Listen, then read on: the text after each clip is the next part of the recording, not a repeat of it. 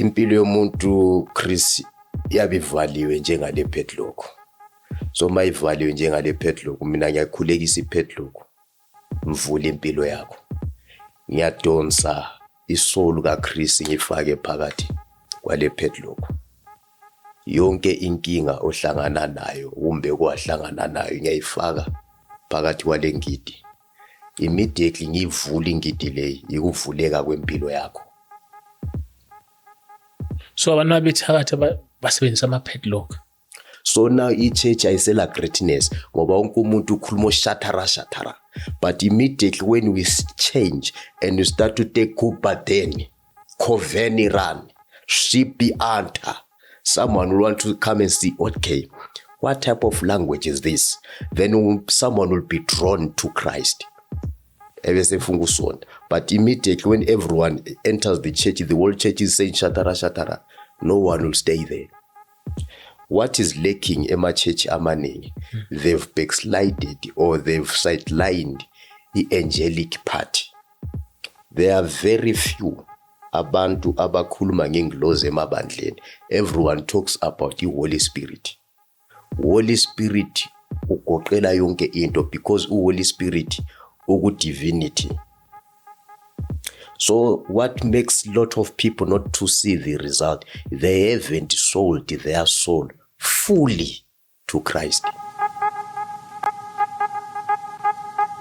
Welcome to the Dobe Show. Of course, and I'm Chris Moss. You already know I'm doing the best show, even James knows. Otherwise, on sound and camera, this thing is usual. I got my man James, and on my right, I got my man Ganda. Is one story at the time and one testimony at the time. If you're new to the channel, where have you been? Please subscribe, press the notification bell, as well as join the membership, and also donate our details shown after the disclaimer. Thank you so much to those who are doing that. Highly appreciated. Thank you so much. Your comment, you subscribe, you like the video. We highly appreciate it. Otherwise, James, are we on grace? We on grace. Yeah.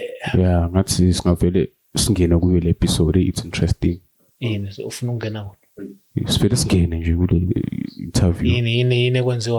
Also, behind the camera, my brother asked me for a padlock. So I was like, yeah, padlock. At times, one demonstration, yeah, so you know. When there's demonstrations, you know, some. Oh yeah, there's a lot. There's a lot.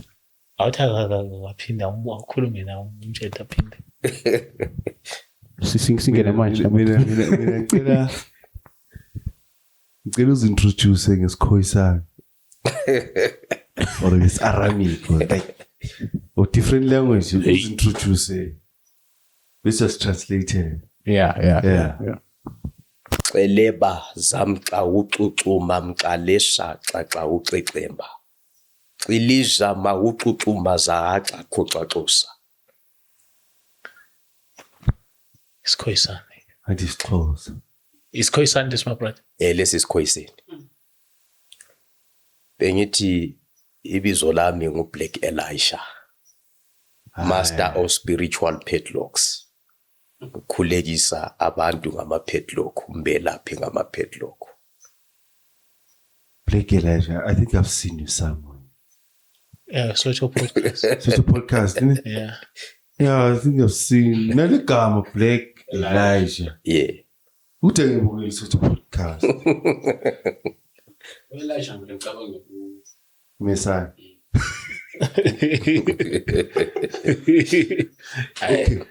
My brother, please introduce yourself and I guess ngene kuyo usitshela ukuthi ubani uphumaphi then nane background yakho nje kahle nanezinto ozenzayo. Mina ibizo lami ngumduduzi Dube, also known as Black Elisha. I'm a prophet. I'm based in Zimbabwe, ngihlala eBulawayo, ngikhulekisa abantu ngama-padlock. I-calling yami yaqala ngile 5 years, then later yavalwa until I became mature, sendle 16 years. That's why I started to come back again ku-field ye-prophetic, senzoqala ukuthandazisa abantu. Then inglozi yami yasifika ingiseparator, uku-operator kwami from kwamanye ama-prophets. So i-operations zami ngi-operator nge-padlock. angisebenzisi manzi, angisebenzisi ma-anointing oil, angisebenzisi ma-stickers, angisebenzisi ma-handkerchief. Into engisebenzisayo for ukuthi impilo yomuntu ngiyitshintshe i-padlock.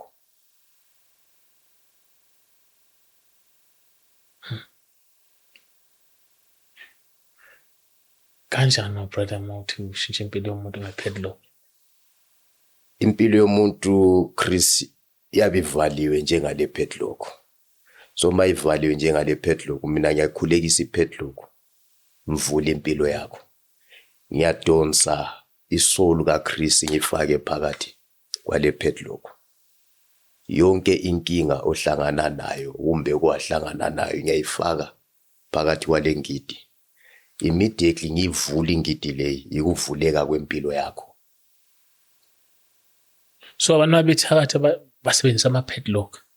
Bakhona abathakatha besebenzisa ama-padlock, bakhona abathakatha besebenzisa different methods. Omunye akuthatha akufake emangcwabeni, ayakugebhela emangcwabeni, omunye akuthatha akufake ebhodleleni.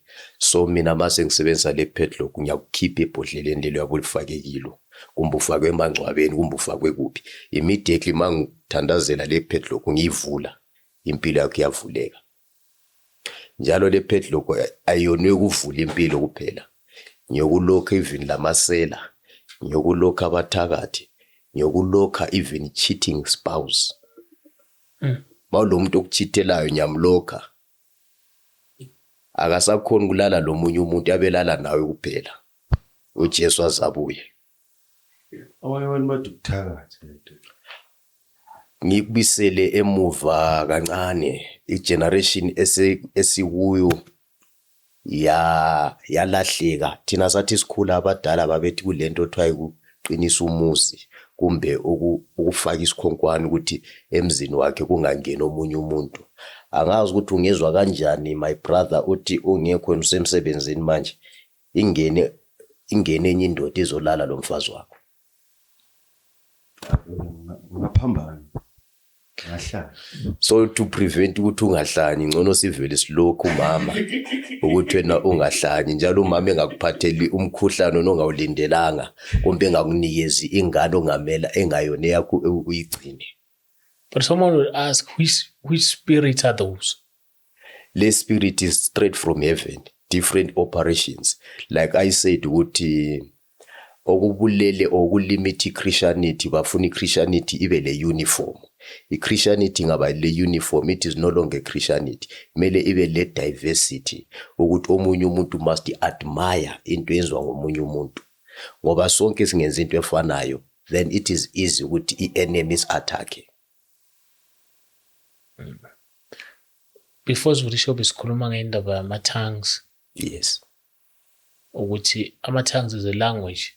Yes. Right? Yes. So mele ngabe sikhuluma different tongues, nokuthi ama-tongues afanayo. Ngicela ngicacisele la.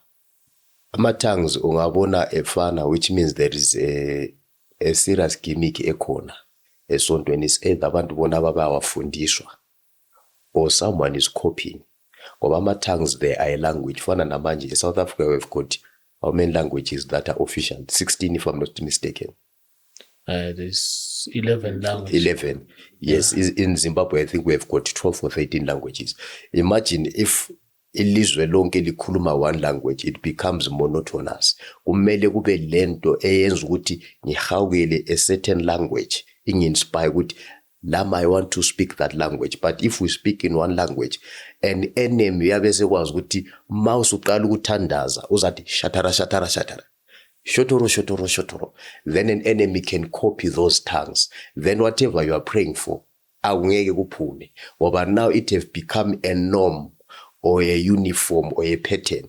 But now mawungafika umuntu ethi split ipiraspio jirani rasten rakina fipi anta deven saujakuma di antro vakiden judarai sarospi cloden region clatens.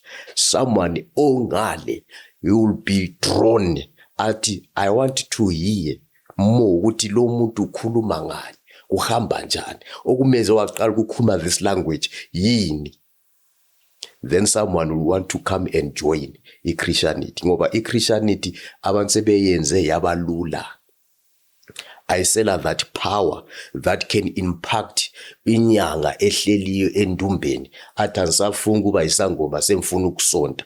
Ayisela power yoku-impact umuntu oseklabhini asuke eklabhini ethi semfuna ukusonta. Ayisela power yoku-impact umuntu osestradini odayisa umzimba ethi semfuna ukusonta. Why? Everything sebayenza yaba weak.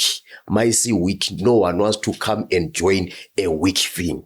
Everyone wants to associate with greatness. So now i-church ayisela greatness ngoba wonke umuntu ukhuluma shatara. But immediately when we change and we start to take Kubadeni, Koveni run, Shipi anta, someone will want to come and see, okay, what type of language is this? Then someone will be drawn to Christ. But immediately when everyone enters the church, the whole church is saying shatara. No one will stay there. Usho uthi amasango akhulunywa ngama-language ahlukahlukene. So bengifuna ungiphindele ngesi-Aramic mhlawumbe ukhuluma ngesi-Aram. Gendende gadadasia. Gauda ganda gendende gedaga. Galuda gausina gaganagaya. Gededa daga nogia. Zeuga gadagaya. Gendeya. So bowuthini mhlawumbe more interpret baba njengoba ngikule ndawo ye-Chris Network ma uJehova angenele abantu abalalelayo babuye bezosonta. So ama-tongue should be something that you can interpret. Yes, you must hear and interpret.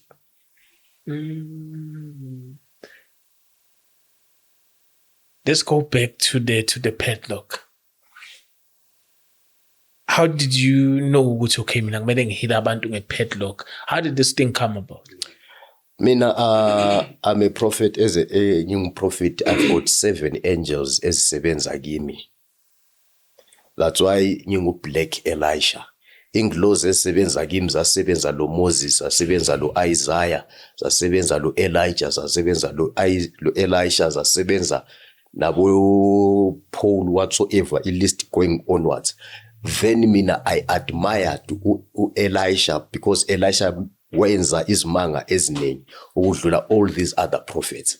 So inglozi ezisebenza kimi yizo ezanginikeza this revelation ye-padlock ukuthi bakhona abasebenzisa amanzi, bakhona abasebenzisa i-oil, bakhona abasebenzisa whatsoever bakusebenzisayo. Now we are giving you a signature that will separate you from the mass. You are going to use a padlock.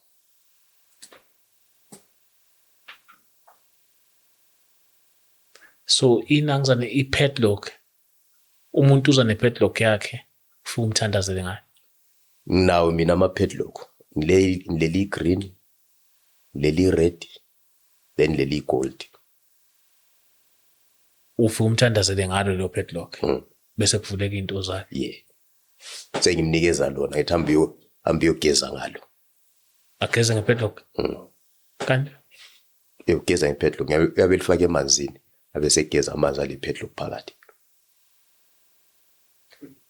But it's not like almost because you give them something.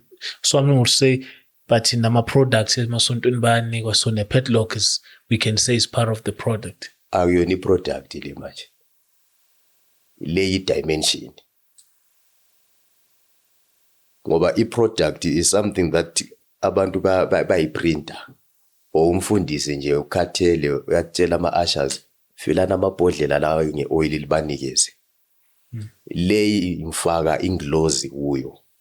Immediately mangifaka inglozi wena angifuni ukuthi wena ufike endlini yakho uqala ukuthandaza. Mina sengifaka inglozi part we-padlock. Wena sulandela instruction. Chris ngicela ugeze ngalamanzi for 7 days. Ngizobe ngikhulumani awukhulumi next geza. While uphethe the padlock. I-padlock i-power yiyo la engitransfera khona i-power inglozi la. What is lacking ema-church amaningi? They've backslided or they've sidelined the angelic part. There are very few abantu abakhuluma ngengilozi emabandleni, everyone talks about the Holy Spirit. Holy Spirit ugoqela yonke into because Holy Spirit divinity. So what makes a lot of people not to see the result? They haven't sold their soul fully to Christ. They haven't sold their soul fully to Christ. They've sold their soul to a man of God. That's why we told ukuthi namhlanje ngiyabiza altar call Chris. Kubuya abantu 200. Next week esontweni siba 30. Where is that 170? They were motivated ngelanguage ebengikhuluma or certain speech, message ebengipreach, but they were not convicted from the heart. So that's where we need to correct the movement ye-church. Ukuthi abantu they must sell their soul to Christ. Njengoba bakwenza maphe siyathwala. They sell their soul. Whatever they'll be asking for, bakuthola. Why? They sold their soul. So ku-Christianity asikakabi labantu aba-convicted that deeper to sell their soul, to say, I fully trust in Jesus Christ. Umuntu othwele khona umsizi mase mhlawumbe ngisayifunda lento. Because khona abantu abathatha lezi zinto thothi akasafuna ukuyisebenzisa. Ngiyabasiza nginabo abanye abayi-3 embasizile ngilapha eJoburg last time. Wethwele nenyoka. Yebo. A serious businessman. Umnceda kanjani umuntu kanjani? Ngabuya le padlock lamela ibomvu. Ngabuya le padlock eli-green. Ngakhulekisa ama-padlock lela elibomvu ngaligebhela ejardini lakhe. Eli-green ngathi ageze ngalo. Then yahamba lento. So kwenza njani uma kuphuma padlock lo igubhela? Mayiphuma. Ayiphumi le. Ngoba lo igubhele phansi. Kumele ihlale ikhona. Ngoba le inglozo immediately mangiyigubhela phansi. Ngichiya ngi-assign inglozo eyabisele isigade uChris ejardini lakhe. Abanye bazothi hayi ushiyo imkhovu. Because ubizothi hayi kusho unoti kolosho ufika ushuta kolosho. Yazi mokhuluma kanjalo cabanga manje. So I'm curious in finding out ukuthi like ishangazi ibeka nje. Ukukhuluma ngeBhayibheli. Uyibeke ngendlela ofuna ukuyibeka ngayo. Like iBhayibheli like uyalifunda iBhayibheli like kakhulu. Lifunda kakhulu. Because what you call angithi manje phela se uthi vele I know most Christians don't read the Bible. Like siyafana nje silifunda iBhayibheli. Uyikhuluma ngento ehlala esishunyezwa yona. Uyibeke ngendlela ofuna ukuyibeka khona. We have uJesu wamenge bethela wathi it is finished. You share with the comforter, which is the Holy Spirit. So angithi manje yonke into manje sesishunyezwa sitshela ukuthi mama do away with all these things because we have the Holy Spirit. So mangithi ufuna uqinisa indlu yakho. The only way engimele ngiqinise umuzi wami is to pray and ask for the Holy Spirit to come down. Yeah, so I'm curious manje ekutholeni ukuthi which nangale into yamangelo sokukhuluma ngayo. Yes. Ukuthi because I know abazalwane but where is it written in the scripture? Lento yengelosi. Ukuthi yabo mana ngikwenzele kanje I cannot say exactly i scripture but siku Acts ngizoqala ngesikaPeter. iBhayibheli record ukuthi uPeter and John they were arrested. When Peter and John they are arrested bathandaza ubusuku bonke bakhitshwa but bengakakhitshwa uPeter they prayed, then abazalwane they were praying wherever la babegather khona. Then uPeter sebekhithiwe ejele. Peter is knocking at the door. Ma uPeter enokha at the door, uRhoda inside uyambuza ukuthi ngubani. uPeter uthi yimi Rhoda, vula. uRhoda instead of ukuvula umnyango, uRhoda runs esiyatshela abanye abantu ukuthi ingilozi kaPeter yaqoqoda emnyango. That is the first one part emfuthi uyizwisise ngengilozi. uRhoda utshela abanye bazwa ukuthi ingilozi kaPeter yaqoqoda emnyango. Wayengatsho ukuthi nguPeter. She knew ukuthi uPeter ubotshiwe. So uPeter angeke abuye ezoqoqoda. Ingilozi yakhe eqoqodayo. That is the first scripture esiku Acts. Again esiku Acts, Paul and Silas, they were arrested. They prayed. Then the Bible says, angels came and opened the gates for them. Yaba keeping ingilozi ejele. So we go again. We read Revelation, where God was talking about horses and angels that were assigned. That's why ungabala Revelation yawubhala ukuthi ibandla leCorinthian, an angel was sent to ibandla leCorinthian to do a certain assignment. Ama-church ungabona ingela angel. Whatever abakukhulumayo kwe-Holy Spirit babengela Holy Spirit ngoba uHoly Spirit ubuya ezokhuluma le angel ye-church. I-angel ye-church ibisikhuluma le angel kamfundisi. Then sokusiba i-flow e-church. Ungabona i-church ingela angel, uHoly Spirit abakhuluma ngaye abalaye. So okay, now here's your explanation. Shuthi as abantu lemhlabeni, we all have our angels. Everyone. Yes. Everyone. Yes. So ngifuna ukuzakulinda ama-padlock. Mawuthi ufake ingelosi ku-padlock, usukufaka ingelosi yakho or usukufaka ingelosi like Mfaki yami ingilozi ngoba yami ingilozi ile rank endubuza kahle. Ingilozi yami ile rank. Ingilozi yami mayile rank iku higher rank ukudlule yakho. Wena yakho ingilozi yabi ngu-constable. Constable. Yeah, thola ukuthi amadimoni olwa nawo ucaptain. Oh, okay. So awukhona ukudefeat ucaptain onungu-constable.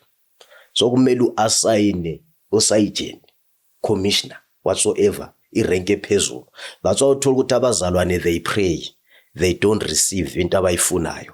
Then I will take you again ku Daniel. iBhayibheli lithi Daniel fasted for 21 days, but yena he intended to fast for a day. Then iBhayibheli lithi the prince of Persia wabamba ama-answer kabani kaDaniel. Then God sent an angel, Michael, to come and fight that prince, so that ama-answer kaDaniel abuye kuye. So there are certain ranks ekuthandazeni. That's why uthola ukuthi uyasonta but uyahamba uyophuza utshwala, uyasonta uyafeba, uyasonta uyatshontsha, uyasonta unamanga. Why? I-rank okuyo ayikakakuvumela ukuthi overcome izinto ohlangana lazo. That's why you need a higher person ozabe yi-covering yakho ukuthi akukhave, so that whatever that attacks you ingabi le power over wena. Brother, wena uhluke ngani nenyanga mhlawumbe? Inyanga mina ngiyazikhulekisa ngiziyenze ziphenduke ziyamukela uJesu. Yi-difference yami. Ayikho inyanga eyodwa engathi yona ingangiclaima kumbe ngithi engazitshela ukuthi ingangiloya. Ngoba so far eZimbabwe sengaphendula inyanga ezifika 17. eGoli last time ize ngibuye ngikhulekisa inyanga ezi8 or 9. Ebezizofuna amandla ukuthi akusela abantu ababuye endumbeni. So sicela usikhulekise lathi kube lokukhanya endumbeni. Oh, now sing this man. Kumele kube nokukhanya endumbeni kanjani? Bafuna amandla ukuthola ama-client. Oh, bafuna ukuguquka. What I can tell you, I'm fuku ukutshela manga. These people babuya bethi endumbeni yabo akusabuyi bantu. so bafuna ukuthi bekhulekiswe abantu nabo bebuye kubo for ukuthi labo ibhizinisi labo liphakame. Then ngilabantu eZimbabwe abaguqukayo babezinyanga sebesonta, ngikhuluma manje bangaba profit. But basiza kanjani abantu ukuthi baqhubeke benze cause phela ubunyanga on its own is not a right thing. So much nebasiza futhi baqhubeke ubunyanga kimi ngakubeka mhlawumbe mina ngibeka ngendlela hayi right. Ubunyanga kimi pharmacy ngabantu abathengisa imithi but ku spirit world abekho, ngoba bona they are consulting from the dead, and the dead people bale limit yokucommunicate labantu. Kuyafika la kuvala khona ukuthi abantu abaphansi abasakhona ukucommunicate. That's why uzwinyanga ithi ungafika ishamathambo ithi kumnyama. Yeah. Why kumnyama? Abantu laba ababuzayo abasela information abangamnikeza yona. So bona sebebuya kuJesu. uJesu akala limitation, i-unlimited data uJesu. So izinyanga ngiyabe mfuku uziprove point yokuthi ubungoma benu abusebenzi, abula power, ozani kuJesu. So umuntu uma umbuyisa kuJesu awumbisi ngeforce. Kufana lo muntu odoba inhlanzi, angeke eKristu edoba inhlanzi uphethe ibhanzi, but uyadoba inhlanzi ngeworms, into ethandwa inhlanzi. That is what I'm doing kuzangoma, ukuthi njengoba wena ufuna ipower ozalanga ubona ukuthi ipower kuJesu ikhona. Yedwa yogcina ebona ukuthi ubungoma bubhadali, ubungoma buuseless, ngoba bonke abantu abahamba ezangomeni, izangoma ziyabaroba. Into emfuthi beyizwe namhlanje point blank, ngoba sikho isangoma sesabayo. Whatever azama ukwenza nzahlangana naye emkhathini, izangoma ziyabaroba. Why zibaroba? Izangoma ziyabanikeza umuthi ethi Chris ufuna ugeze ngalo muthi, but umuthi lo ukuthi usebenze Chris ufuna ukukhulume. Why ufuna ukuthi ukhulume? Ufuna ukubona ukuthi Chris ipower unayo wena, but awukhona ukuyisebenzisa. Njengoba ipower unayo Chris, semfuna ukuthi wena ipower uyibone ngunikeza lo muthi.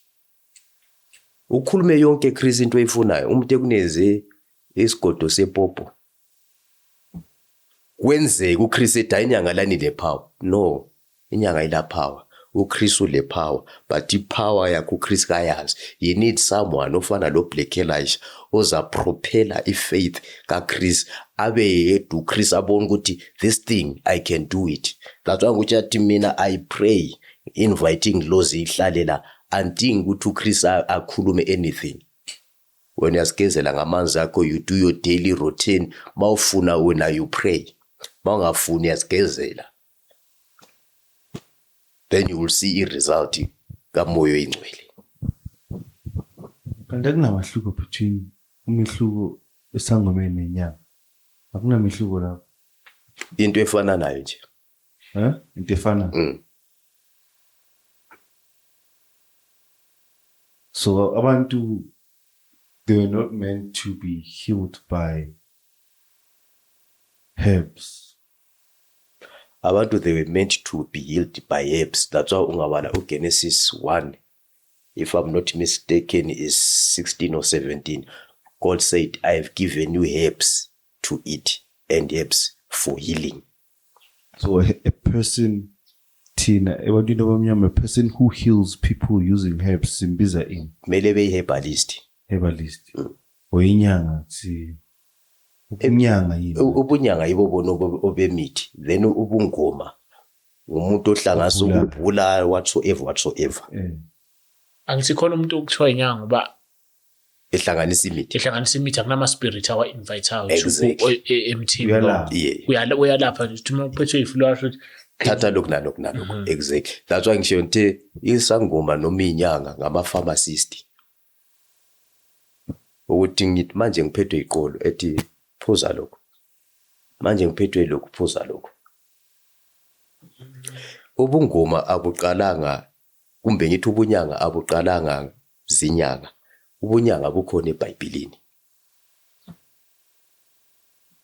Kuyiphi verse? Maningi amavesi. First one yena la no Genesis 1:15, then mbuye ku Acts iBhayibheli lithi when Paul was beaten by amasoja badinga uLuke who was a physician.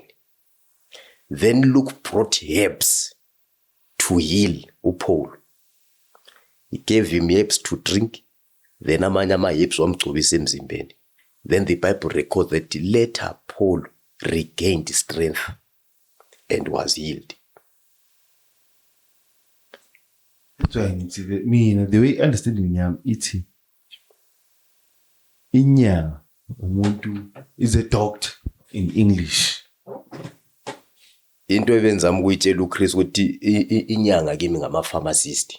Hayi manje mina ngixawa ukuthi uzifaka uthi sangoma nenyanga is a pharmacist. They were so ufuna ukudifferentiate between sangoma nenyanga. Yazi ukuthi why ngisho kanjalo mfunga ukukhipha engqondweni ukuthi wena uyasonta uhamba usiyadinga usizo enyangeni into emfunga ukubulala yona. Again confuses me ukuthi like okay maybe angifuna maybe I understand that uma uyinyanga you don't have to have indumba from my understanding. Akumela ngobe nendumba wena ulapha abantu using herbs. You don't have to keep like bekunokuzwa itori zakudala zokuthi mhlambe bathi le emakhaya bathi hayi kunoba shuthi if somebody uyagula endlini mhlambe umkhulu uyaphuma ayentabeni abuye akhe something abuye ayibilisa kuphuzise like akana ndumba lo muntu lo akana akabhulanga amathamba akayenzanga nix. That's why it maybe ukudidana kwamagama, but I want to understand lo muntu like this it's similar to history saka Paul no Luke as a physician. Yes. So ufuna understand ukuthi thina umuntu onjalo inyanga iherbalist, but I'm 100% sure kusisangoma lo muntu. Vela uyonisango, but what I'm trying ukuthi sikubalekele or singakwenzi singabazalwane. I'm sick now.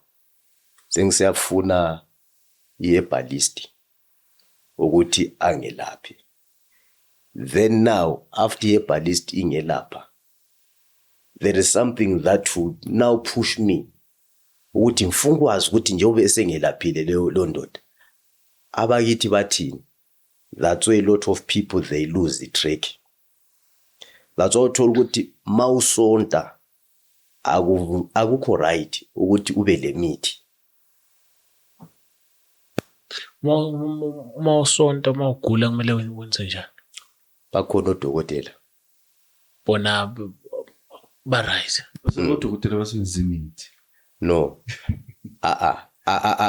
Angikuphikise. Why sihlukanisa imithi yodokotela nemithi yabodokotela bakithi?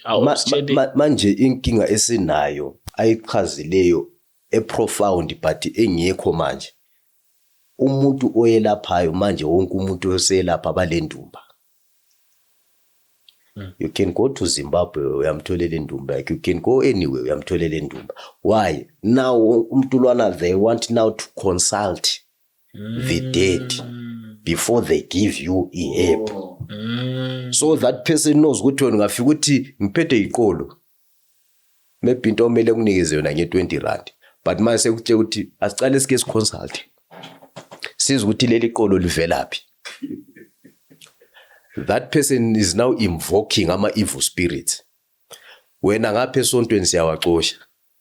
So mayise invoke ama-evil spirits, already you are now in a world war.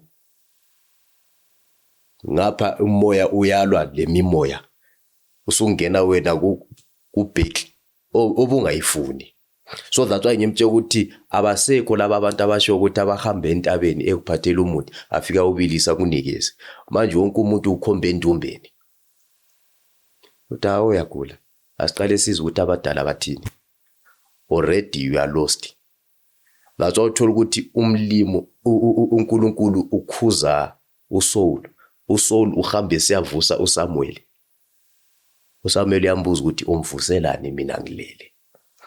Saul wanted to hear ukuthi njengoba umbuso usuphuma kimi ngiyenzeni. Then from lapho uJehova wathi amfuni umuntu okhuluma labantu abafileyo.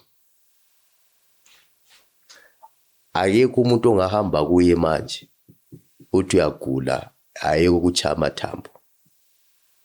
So kumele kube le story akutshela sona ukuthi okwenza ukuthi ugule yilokho.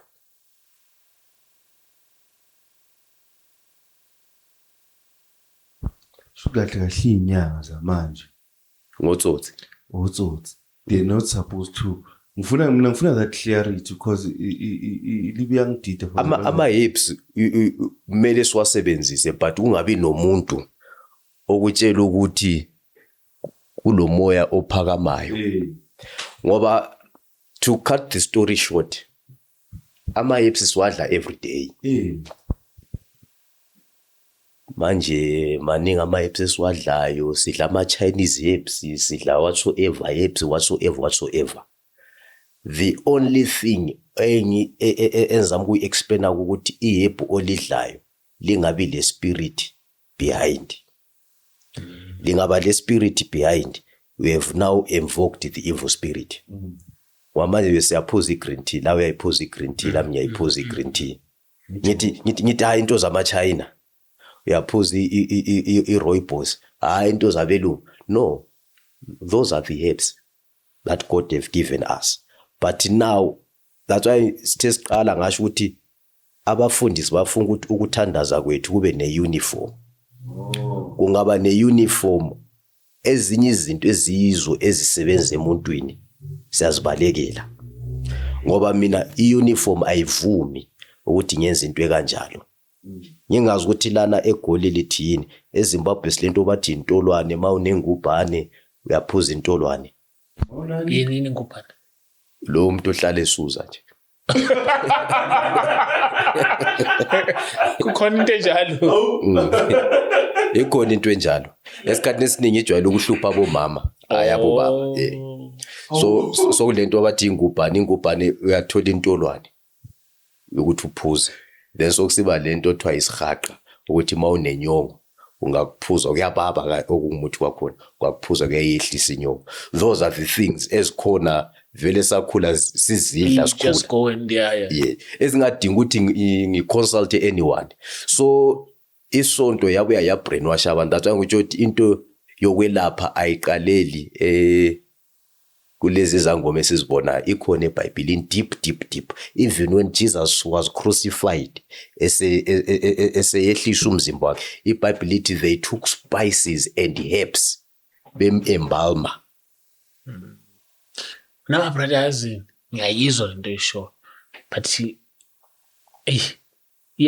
kancane man ngathi aku-explaineni kancane indaba yokuthi ye-padlock ukuthi why umuntu kumele aze ahambe ne-padlock specific ukuthi azafika athandazele. Then when are you able to transfer ingelosi nge-padlock? Why ungamthandazeli nje umuntu ungayisebenzisanga i-padlock? Mfuku ukuphendula nge-scripture then bese nginaba ngendaba yena le padlock. uJesu uthi come to me all of you are heavily burdened, I'll give you rest. But I'll give you a light burden. That is a scripture abayibalekela mayesesithi I'll give you a light burden. uJesu uthi lethwa kumthwalo osindayo nami zokunikezwa momthwalo. A human being all over the world akakholwa ukuthi usindile kumbe usephilile engelanto ayibambayo. That's why ma usiyathwala ngeka ukukunikeza something ozayibamba awuvumi ukuthi uthwele until ngubambise something. Namanje ungagula esibhedlela udokotela akucheck athi Chris awuphethwe iflu but akunankinga hamba endlini. Uyasuka une question mark. Why nganginikezanga iJackson? Why nganginikezanga ama tablets? There is something in a human spirit that needs ukubamba something azakholelwa kuyo ukuthi ezilongu ngibambe lento le ngiyazi impilo yami yatshintsha. So i-padlock, I'll be relieving you from all the heavily burden yabulayo, then I give you a light burden, a padlock. What type of burden I'm giving you? Ukuthi Chris, i-burden ngunika yona ngicela ungezela amalanga u7. Chris, ngale ngwidi ngicela uyenze kanje kanje. That is a light burden engela ama terms and condition. So i-padlock replaces izinto wena obuzibamba usemhlabeni, then now ubamba izinto zika Jesu ezile light, ezingela bungozi, ezingela terms and condition ukuthi ngesikhathi esingaka Chris kumele wenze into ekanje, ngesikhathi esingaka Chris kumele wenze into ekanje. So now you are given a light burden engela anything that will be limiting you ukuthi sengikhohliwe into lana ngizoyithola isenzeka. So no, la ukhohlwanga, it is still the same. Now what is given to you ukuthi wena ubambe something. That's why uma uyindoda eyakhula labadala bakutshela ukuthi indoda engela into ayibambileyo akayona indoda. So sembuza wena Chris ubambeni kanjani ka ukuthi mawuthandaza ubambeni kumbe into oyithembileyo ukuthi lento ngithembile yengivikelayo?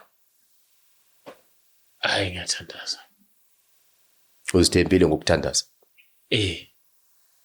Ukuthi manje ngabiza uTikoloshi ungayenzani? But yiyo angithi lento esibalekela ukuthi abantu bebe lokuthi cause kumele abantu bebe nezidika ke endlini. Because I think into egcina senze because uzothi hayi kumele kube nento engibambi. Yiyo into egcina senze abantu ukuthi umuntu agcina senesithombe endlini enestika because usekathemba isithombe. Without isithombe, mina what I'm saying ukuthi abantu they must just pray. Ingekho into ukuthi bangamnika lengidi lahleke lengidi yambona umuntu uyaphenika manje uzokwenza njani? Kusho ayikho into azokhona ukuyenza. Kusho ayikho into azokhona ukuyenza yena lengidi ingekho. Yangithola because unento ephathekayo athi mayithandaza ayiphathe. Uma ingalahleka lento lengane ithathe ezilahle lengidi. Understand ne? But mang understand ukuthi la uthi with this padlock you don't have to pray using it. You don't have to speak. Ubeka nje manzi ugeze. Hambe mayingalahleka. Sengeza lapho ingidi le Chris isebenza kahle. Yambona umuntu uthi uma seyogeza uzoba nenkinga manje ngoba silahlekile phela ingidi. Unento uyangithola ngizama ukusho ukuthi abantu they have to be just independent. Umuntu mangifuna mayifuna ukuthandaza abathandaza ngabe ukuthi sekumele ngothatha ingidi ngiyogeza. Ngiyathola futhi kumele abantu bafunde ukubelieve without something. But futhi because inangizani faith vele ukukholelwa entweni ongayiboni akudingakala ukuthi uzube na something oyibambayo. Mana manje lapho uze kahle. Hebrews 11 verse 1. The Bible says now faith is the substance of things hoped for. Yes. Immediately when you say substance, is something that I must stand on. Substance. So if you don't have a substance, you won't have faith. When God came to Moses as a burning bush, he asked him only one thing. Moses said, I have done this. What do you have? Most what I'm only carrying a rod. What from today onwards, that rod is Silami Pagati. From up to the death of Moses, Moses was carrying that rod. And Moses was using that rod. Why? God himself knows that he cannot do anything without a substance. People have been taught a wrong doctrine. What you need to have faith. Faith cannot be faith without a substance. You need to have something to lean on. No one can lean on Holy Spirit ngoba abakaze bembona abakaze bembambe. But now when you lean on something, you believe ukuthi Jesus indeed, he died and rose again for me to live and to have abundance. Now uJesu uthini? Greater works than these you shall do. Which are those works? Ma-waters, whatever, stickers, whatsoever. I-revelation yafikela omunye umuntu ukuthi ngestick umuntu uyaphila, whatsoever umuntu uyaphila. Jesus himself, he had that ability ukuthi athandazele umuntu lwana engakhafulelanga phansi, amgcobe udaka emehlweni. He had that ability. But if faith yomuntu yeyabincane, if padlock doesn't replace Jesus, doesn't replace God, doesn't replace Holy Spirit, if padlock propels, if faith, yokuthi now I'm having a substance. With this substance, my life will take a turnaround. So a lot of people, they've failed. That's all ukuthi uyathandaza Chris 5 years, nothing is happening. Uzuyeke ukusonta. Why? You don't have a substance. Uyabubambe yona ukuthi impilo yami izatshintsha. That's all thola ukuthi abantu abasonta ama-church la angekho prophetic mayiphuma esontweni yenyangeni kumbe esangomeni. Why? Kushota into eza propel faith yakhe ukuthi amenze abone ukuthi now I'm going forward. So into lana mayengekho umuntu uyaphuma esontweni ayesangomeni edinga into ayifunayo but esontweni ayikho. That is the only thing that separates abazalwane okwenza ukuthi aphume esontweni esangomeni. Ufuna into yokubamba esontweni abambambisa ngalutho. So yena umuntu akazwisisi mayengela into yokubamba. But does the Holy Spirit not enough ukuthi uma ngifike esontweni angithole the Holy Spirit that ezongenza ukuthi ngizwe ukuthi believe ukuthi I got the Holy Spirit. Ilevel liyahlukana Chris. So okay, ama-product, abantu abadayisa ama-product esontweni. Lokana kuvunyela the satanic vele ichurch asiyokudayisa ama-product. That's why uJesu kuMatthew 10 engene ichurch echabantu. Vele ichurch amela ngithengisa ama-product. Uthwele kule desk lama-product laphana vele that satanic. It is no longer a church, sokuyithwa kuyispaza shop.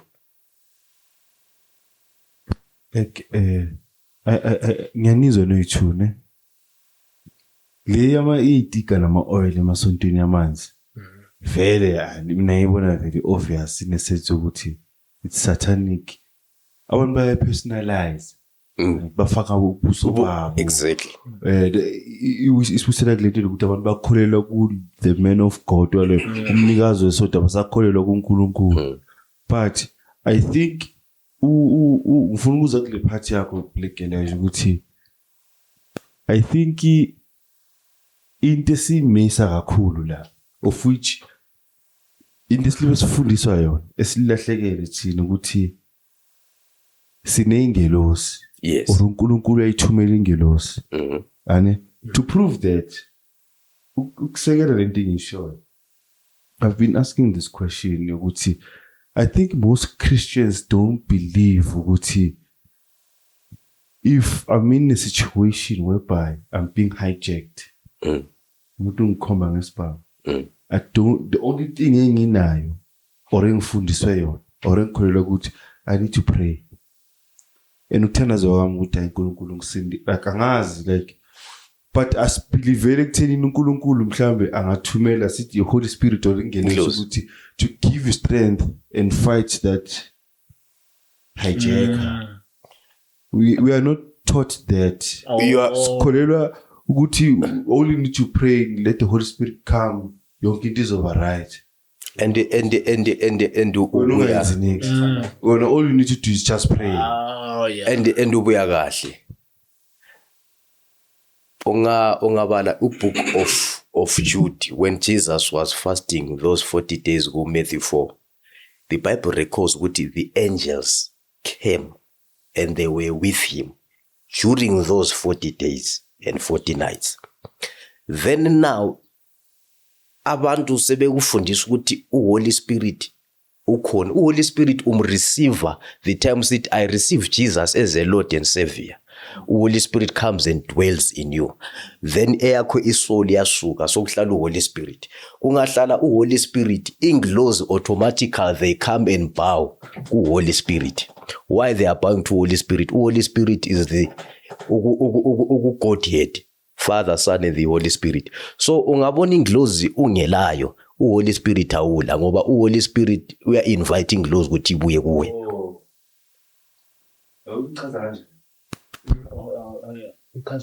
Kahle uthi when you accept Jesus, more accept uJesu as your savior. Umoya ongcwele uyakungena uhlala kuwe. Ane uhlala kuwe ene mose unomoya ongcwele ama angels ayeza nawo. Ayafika akungamele akugade. Exactly. So if you don't have those angels, it means you don't have the Holy Spirit. Am I right? Totally right. Yeah. So ipoint embuya kweyilana oyisho ukuthi we are in a situation where now kule hijacking. Do you know ukuthi wena uclaim ukuthi lo Holy Spirit immediately uqala ukuthandaza that man can panic akudubule. Yeah. Why ukudubula? Usitsho usefonini uyafona but when you are praying, but immediately when ama lo Holy Spirit inglozi ma uku situation enalana uthi Sidivan Juraspio. Same time inglozi ziyafika ziyambamba umntulwana. Let me tell you a simple story that happened between me and my wife. I think it was 2008 or 9. Bensahlala lapha eGoli ngakabuyeli back eZimbabwe. Sasibuya esontweni late, close to 9 or 10 ebusuku. So we were walking. Sisuka eDorfontein going eBeria. Bridge lelana salikhomba ukuthi siphi strata. Ngibona le bridge. Exactly. Siyakhuphuka ngalalani bridge. Amajita asilandela ayi4. Mina dama la kushubile la. Same time bambu madam ngesandla. Manje imbamba ngesandla, I just spoke one sentence, Liberance Blue. Same time ngisahamba. Same time ngisahamba. Ngiyadlala nobuza izinto asephetile mfethu namanje. Awunto wabuza leyo nto leyo phela umuntu usengiyabheka. Lapha ngithi Jesu iba nathi. So manje umsondeze eduze. Lana ama giant 2 people, they came from nowhere. Nigeria la velaphi. We walked. Then amajita lana was it as la Nigeria la asiphazamisa. Mangithi nya check amajita lana abeyeqa istrati siyale. Mighty ngicheck phambili lama Nigeria bengikhuluma ngawo. Ansawaboni. Ngafika endlini ngisheka. Then I think it took us 2 to 3 days ukuthi sikhulume ngale incident. Then on the third day said, kahle what happened? Khona imtshela that day, that's when I saw inglozi physically. Ukuthi when I'm a black man, umlimi uJehova akamphatheli inglozi eyingamla ngoba nzaba le confusion. Inglozi yakho ifana lawe kanje. So that's why I saw inglozi ezingabantu abamnyama but big guys. So into my mind ngathi ngama Nigerian. But my said disciple sesifike endlini no one spoke about after 2 to 3 days. That's why sakhuluma ukuthi lezabe kuzinglozi leziya. Then ngase mbona iimportance yenglozi and inglozi ungaba ku panicking mood, they appear. So that is the root abantu esayirojwayo ku Christianity, but receive Jesus, receive Holy Spirit. That's why we have got people are faking. Now silabantu abangasafunga usonta ngoba uHoly Spirit lo awathu abamreceive akabasebenzeli. They don't see benefit ka Holy Spirit, but at the same time they believe in God. That's why we've got a lot of people who've backslidden kaze neza izinto esikhuluma ngazo manje ukuthi you have received Jesus. Imagine Mary carried Jesus for only 9 months, but the angels, they were visiting her almost every day, basically. Have you seen that? Mary was visited by an angel almost every day, basics. Why? Carrying Jesus for 9 months. But imagine when we have received Jesus, let's say 2010 up to date, but you don't have an encounter with an angel. No, lapho you got a point. Imagine. Yeah. So that's when you need so that's where you need to understand ukuthi lo mfundisi uJesu anchumayeza yena nguye na kumbe hayi. Ungabona ngela that encounter awukaka receive uJesu. So kahle you're saying people need from this conversation people should learn or must be taught or believe the power that they have themselves. Exactly. That is what I'm fighting for. Look, are we 70 for a lifetime? It's a only 7-day thing or 14-day thing. Then you throw it away. I'm propelling a power which is in you. Ukuthi ngingekho mina uwedwa ube le power to pray. You invite your angel. Izinto zenzeke ungekho mfundisi, ungekho anyone uwedwa. Yenze ukuthi uthole mhlambe umuntu mhlambe kenze ukuthi uthole umuntu ombona ukuthi lo unayo Holy Spirit unama angels but uza kuwe uzofuna usizo but wena make ifike kuye uthi this person. That is what I do. Uyambona ukuthi unayo Holy Spirit nama angels akhona, so there's no need for me ukuthi ngikayiphethe lokho or something like no. So kumele ngimsuse ku grade 1 ngimfake ku grade yakhe, but angeke ngikutshe ukuthi sengususa la ngufake la kungela nto enza kunikeza eza ku propel faith. The only major thing that is needed ukuthi faith yakho injani ikhule. If faith ayikhulu ngela nto ibambileyo, yi difference. That is what I'm fighting for. Ukuthi all of us in this world we are powerful, but bakhona abanye abangafuna ukuthi ubekwazi ukuthi wena powerful for I benefit yakhe. Ngaba kwazi ukuthi wena powerful awusaniki imali, so wena mele uhlale uyislave. So that is what I'm fighting for. Ukuthi everyone sonke silezi nglozi, but eyakho inglozi ayikakajwayelani lawe. That's why engakusebenzeli. So imagine ukuthi everyone engabazazi ukuthi le power engakanani, umhlaba will become a very nice place. No. Brother, siyabonga kakhulu. Abafuna ukuthola kanjani izinto if unama contact details? Ama contact details ngizowanikeza wena ngozobanikeza. Oh, okay. Wona they can follow me ku Facebook Black Elisha, Dube Mduduzi, TikTok Black Elisha, YouTube Black Elisha, Instagram Black Elisha. No, brother, siyabonga kakhulu nge-information osinika yona namhlanje. so ngicabanga la Black.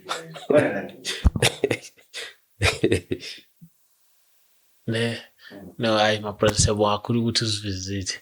Yeah, you know, masihleli phansi sikhuluma khona izinto then desingavumelani kuzo, but khona futhi ezinye sibona ukuthi okay la yabo. So as people we have to sit down, even nomuntu ozoyibhekile emakhaya khona uzothi ayi lokhu mina ngiyakubona, okay lokho angikuzwa, which is fair. Yes, I think i-conversation kumele kube kanjalo vele ukuthi mhlambe 70% uthatha 70%, 3% like aye Ungabona sesivumelana uyabe usuyislave nalento engikhulumayo. uyabo Kumele okunye la uthi la. Yeah, that's how conversation becomes sweet and powerful. So, but singavumelana konke asisilenkinga. Ne, sesinenkinga Slimane. kakhulu. No, my brother, thank you so much for your time as well as your information. James, are we out? Yeah, we out.